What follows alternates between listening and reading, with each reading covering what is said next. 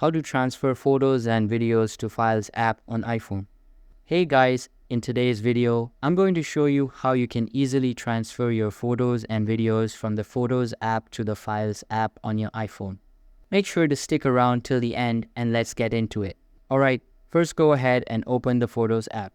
Now find the photos and videos you want to move. Tap on Select in the top right and choose the items you'd like to transfer. Once selected, tap the share icon at the bottom left of your screen. Scroll down and tap Save to Files. Now your Files app will pop up. If needed, press the back button in the top left to browse different folders. Choose a location like on my iPhone or iCloud Drive, depending on where you want to store them. Then tap Save in the top right. That's it. Now go back and open your Files app. Navigate to the folder you selected and you'll see your photos and videos stored there.